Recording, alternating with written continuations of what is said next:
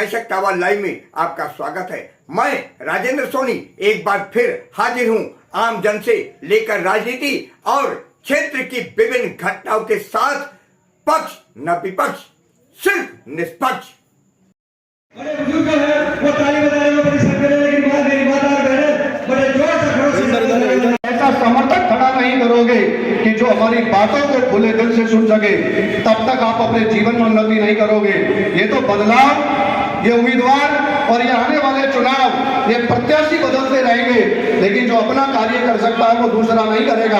और अंत में दो पंक्ति आपको कहना चाहता हूँ। अंधेरे की काली माँ उजाले से ज्यादा सिखाती है, जो मुश्किलों में हिम्मत नहीं हारते, जिंदगी उन पे मुस्कुराती है, और हल्की सी खरोचों से डरने वालों को कभी कुछ नहीं मिलता, जो काट कर दे अंगूठा वही तीरंदाज कहलाते हैं, वही तीरंदाज कहलाते हैं। तो ये समर्थन आपको देना है और भाई को विजय करा करके लाना है। और आज मैं आपको स्पष्ट करता हूं, जो चर्चा इनसे हुई कि अगर मैं विजय होकर के आता हूं तो सबसे पहला काम अपने गांव की तस्वीर, ओबीसी को समर्थन, अन्य पिछड़े वर्ग को उठाना। तो आप लोगों की जिम्मेदारी है कि अब कैसे हमें इनको जिताना है, अपना समर्थन लेना है, लोगों को जोड़ना है और अपने गांव को और ज्यादा आनंदित करना है। इतना ही कहकर के विराम करूंगा और कहना चाहता हूं कि कोई रो के मरा, कोई हंस के मरा, लेकिन मौत उसकी अच्छी जो कुछ करके मरा। तो इस संसार में कुछ ऐसा करो जो आने वाली कौम आपको खड़ा होकर के ललायत कर सके। अपनी कौम को जगाने के लिए,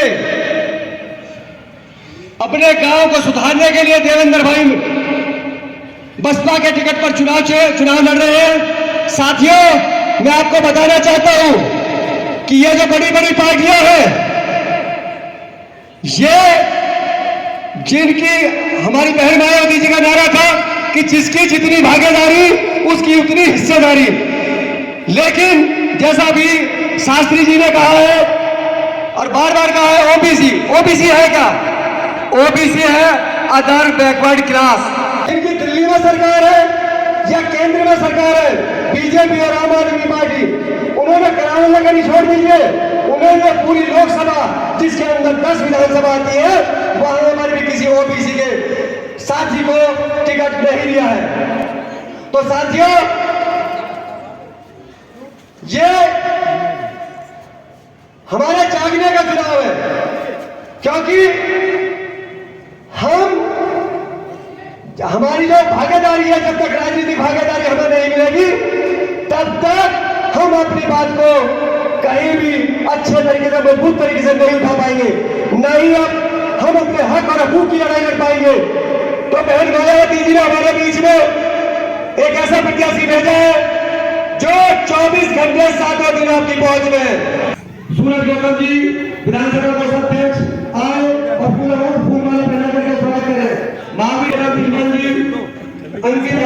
ये तो ना तो कोई सुविधा है, ना पार्क है, ना क्षेत्र रहने लायक है, पॉल्यूशन है, जाम है, भीड़ है, सब कुछ है। और बात रही तीनों प्रत्याशियों की, तीन बड़ी पार्टियों के जो प्रत्याशी हैं, बेड़ा गर्क है, अन्याय है पब्लिक के साथ। तीनों बड़े प्रत्याशी, एक के ऊपर तो दंगा भड़काने का आरोप, दूसरे के ऊपर दंगा करने का आरोप, तीसरे प्रत्याशी के ऊपर दंगाई को अपने घर में शरण देने का आरोप। ये अजीब विडंबना है इस क्षेत्र की। और बात रही हमारे रहे विधायक की, तो उन्होंने सिर्फ आज तक समाज को बांटने की राजनीति करी है, कार्य और काम करने की राजनीति नहीं करी। और जहां तक बात है डेवलपमेंट की, तो बहुत एहसान जताया उन्होंने पब्लिक के ऊपर। सर्वप्रथम जिन लोगों ने आकर मेरा साथ दिया, उनमें सबसे पहले जोगेंद्र राठी जी, अंकित आर्य जी और रवीश नंबरदार जी थे। सबसे पहले इन 3 लोगों ने आकर मेरा हौसला बढ़ाया। उसके बाद जब हमने अपनी बात समाज में रखी, तो समाज के हर व्यक्ति ने हमको आशीर्वाद दिया और कहा कि भाई ये बहुत हिम्मत का काम है, आप लड़ो, हम तुम्हारे साथ हैं।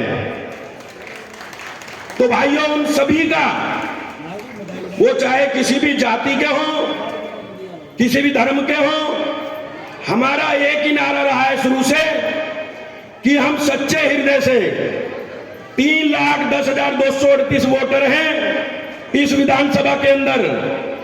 हमारे मन में यह एक ही भाव है कि समभाव हमारे लिए सारे इंसान हैं, एक ही प्रकार की नजर से हम हर व्यक्ति को देखकर उनकी सेवा करने का काम करेंगे, उनके दुख दर्द को मिटाने के लिए प्रभु से प्रार्थना करेंगे कि हमें मजबूती दे और हम सबके कष्ट निवार सकें और जो समाज में जो दुखी लोग हैं उनके भी काम आ सकें। लेकिन मेरे विचार इस बारे में कुछ अलग है। मैं आपसे यह कहना चाहता हूं, जीत हार तो परमात्मा के हाथ होती है। हमें अपना कर्म करना चाहिए और हमें संतुष्टि है कि ये 17-18 दिन जो भी गए हैं हमने पूरी मेहनत से इस चुनाव को लड़ा है। अब जो परमात्मा की और जनता जनार्दन की मर्जी होगी हमें वो स्वीकार है। बाबा साहब डॉक्टर अम्बेडकर को भी सामने रख करके चल रहे हैं कि हम संविधान की सुरक्षा करेंगे, संविधान के अनुसार काम करेंगे। आखिरकार चुनाव में ही इनको रेवड़ियां बांटने की क्यों जरूरत पड़ती है? क्योंकि आप लोग सीधे साधे भोले भाले लोग हैं, कोई भी बिना लालच के जाल में नहीं फंसता। इसलिए ये कांग्रेस, बीजेपी, आम आदमी पार्टी के लोग आपको लालच में फंसाकर, आपको प्रलोभन देकर 80,000 करोड़ के बजट को छुपाना चाहती हैं और तुमको ये फ्री की रेवड़ियों में फंसाना चाहती हैं। अब ये आपके ऊपर निर्भर करता है। और यही नहीं, मैं महिलाओं की बात कर रहा हूं। ये कांग्रेस के लोग, बीजेपी के लोग, आम आदमी पार्टी के लोग ये महिलाओं को वोट का अधिकार देना नहीं चाहते थे। इनका कहना था कि महिला घर की इज्जत है, अगर इसको वोट का अधिकार दोगे तो ये वोट डालने के लिए बाहर निकलेगी और इसका अपमान होगा। बाबा साहब डॉक्टर अम्बेडकर ने इस बात का कड़ा विरोध किया। उन्होंने कहा इस देश के अंदर आप लोगों ने इन महिलाओं को सम्मान कहां दिया है? तुमने इनको घर के अंदर कैद करके रखा है, कभी बाहर की हवा नहीं लेने दी। इनका अधिकार क्यों छीनना चाहते हो? बाबा साहब ने कहा था, मेरा कहना है इस देश के अंदर चाहे गरीब है चाहे अमीर है, मजदूर है चाहे किसान है, महिला है चाहे पुरुष है, हिंदू है चाहे मुसलमान है, उन सबको वोट डालने का अधिकार होगा जिन्होंने इस देश में जन्म लिया है और 18 साल की उम्र पूरी कर ली है। आज इन महिलाओं का जो सम्मान हो रहा है, ये बड़े बड़े लोग तुम्हें फ्री में बिठाते हैं, बस में कहते हैं हम फ्री में बिठाएंगे।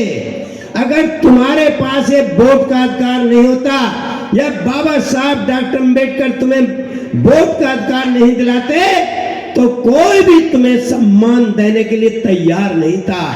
इसलिए आज कम से कम इन महिलाओं को ये सोचना है कि आज इस संविधान में जो बाबा साहब ने महिलाओं के लिए व्यवस्था दी है, हम बाबा साहब के बताए हुए रास्ते पर चलकर हम हाथी का बटन दबाएंगे और भाई देवेंद्र जी को भारी मतों से जिताएंगे।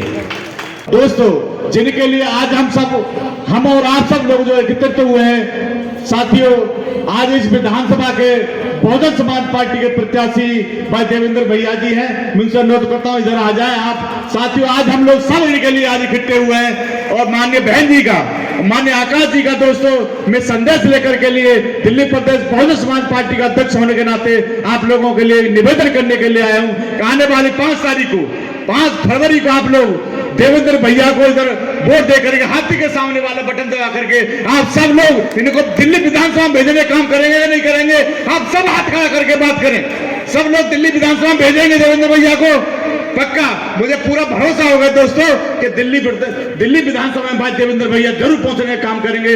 और बहन कुमारी महाती जी ने यही संदेश भेजा दोस्तों, बता दिया कि आप मेरी तरफ से ये कहते ना कि भाई मैं किसी कारणवश नहीं आ पाऊंगी, मगर मेरा संदेश है कि सभी आने वाली 5 तारीख को सबसे पहले रोटी नाश्ता जब करें, जब भाई देवेंद्र भैया के पक्ष में हाथी के सामने वाला बटन दबा करके वोट देने का काम करेंगे। बार करावल नगर विधानसभा क्षेत्र से बहुजन समाज पार्टी के प्रत्याशी भाई देवेंद्र जी बहुत भारी मतों से जीत कर जाने वाले हैं। जिस तरह से आम आदमी पार्टी ने तरह तरह के, चाहे वो 2100 रुपए देने का वादा किया हो, बिजली पानी इत्यादि सुविधाएं देने के वादे कर रहे हैं, उस तरह बहुजन समाज पार्टी किस तरह से खड़े उतरेगी? वो अकेली पार्टी नहीं है, आम आदमी पार्टी हो, चाहे कांग्रेस हो, चाहे बीजेपी, तीनों ने, किसी ने 2100, किसी ने 250, किसी ने 3000 देने का वायदा कर रहे हैं, लेकिन ये सब झूठे हैं और इस पैसे से वोट की तुलना नहीं की जा सकती।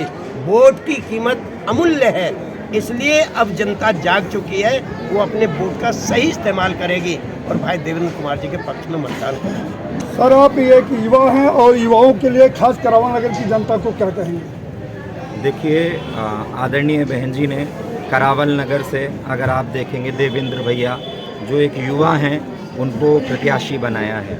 और मैं करावल नगर की जनता से ये कहना चाहूँगा कि जो दिल्ली प्रदेश में सरकार कभी नहीं आई और एक ऐसी सरकार जो बहुजन समाज पार्टी की सरकार है, जिसे आदरणीय बहन जी लीड करती हैं, उसकी लीडर हैं, और देश का सबसे विश्वसनीय चेहरा आदरणीय बहन जी हैं, और देश की ऐसी पार्टी बहुजन समाज पार्टी है जो सर्वजन समाज के हितों के लिए कार्य करती है।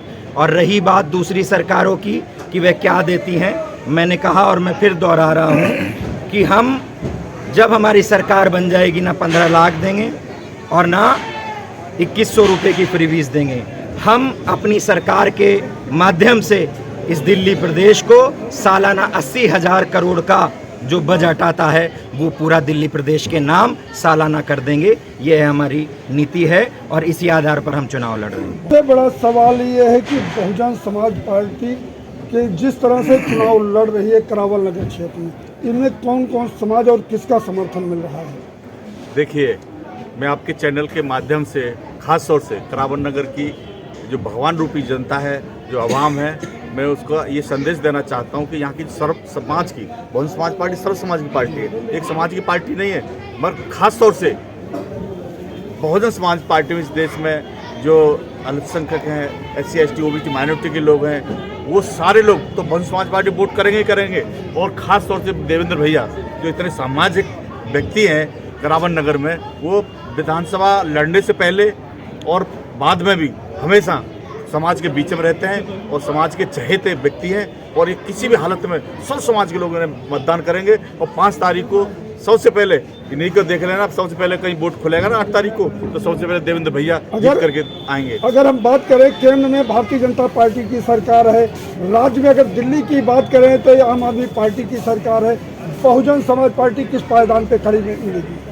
तो इन्हें को देख लिया ना, यहाँ की दिल्ली की जनता ने आम आदमी को देख लिया, भारतीय जनता पार्टी को देख लिया, कांग्रेस को देख लिया, अब नंबर बहुजन समाज पार्टी का इसको देखेगी, जिससे कि आपको जनसभा के माध्यम से पता भी लग गया हो। श्रीमान जी, पहले रेवड़ी बांटने की प्रथा एक पार्टी विशेष से शुरू की थी, उसके बाद ये रेवड़ी बांटने की प्रथा दूसरी पार्टियों ने शुरू कर दी है। इसको आप कहाँ तक जायज मानते हैं?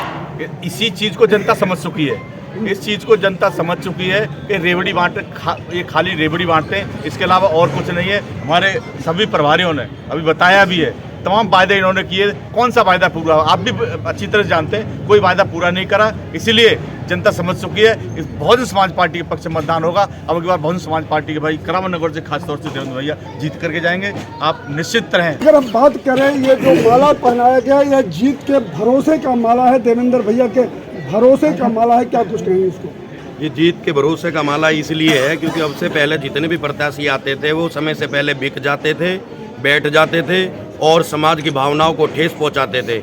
मेरे पास भी दोनों पार्टियों से ऑफर आए कि उनसे मिलवा देते हैं और आपको निगम का टिकट पक्का करा देते हैं, आपका जितना पैसा लगा डबल दिला देते हैं, आपको दिल्ली प्रदेश में पद दिला देते हैं। लेकिन मैंने कहा कि मैं जिस दिन टिकट लेके आया था, बहुजन समाज पार्टी ने मुझ पर विश्वास जताया था कि भाई आप मजबूती से चुनाव लड़ोगे, आप हमारे पुराने कार्यकर्ता हो, इस विश्वास को तोड़ मत देना। तब मैं उनको भरोसा दे के आया था कि भाई साहब मैं इस चुनाव को सर्व जन के लिए और सर्व समाज के लिए लड़ूंगा और अपनी पूरी ताकत लगा दूंगा और आपके भरोसे को कभी झुकने नहीं दूंगा और कभी बिकने अपने आप को देवेंद्र नहीं जी, बनाऊंगा। देवेंद्र, जिस भरोसे की आप बात कर रहे हैं, क्षेत्र की जनता आपकी तरफ बड़ी उम्मीद की नजर से देख रही है।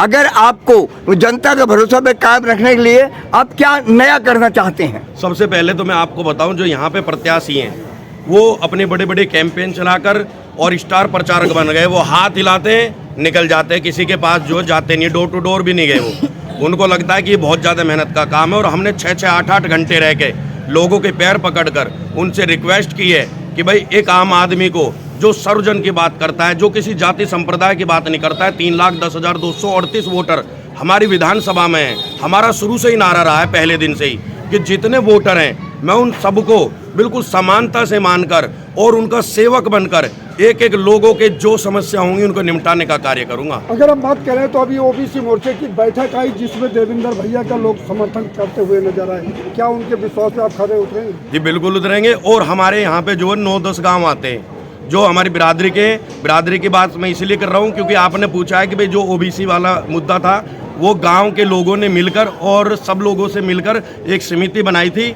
उसमें सर्व समाज ने, हमारे गुर्जर समाज के अलावा सर्व समाज ने एक प्रत्याशी के रूप में मुझे चुना है और पूरे समाज से मुझे पूर्ण आश्वासन है कि सभी मुझको आशीर्वाद दे रहे हैं। बहुजन समाज पार्टी के जो पहले कार्यकर्ता नाराज या निराश हो जाते थे, अब उनमें उत्साह है और वो सब इकट्ठा होकर अपने आप तो वोट दे ही रहे हैं, समाज के अन्य लोगों को भी जगाने का कार्य कर रहे हैं कि भाई इस बार जो हमारा प्रत्याशी आया है वो हमारे बीच का है, मेहनती है और जुझारू है। वो हमारा, हमको ऐसा लगता है जब वो बोलता है बिल्कुल सच्चाई से बोलता है और वो काम करके दिखाएगा।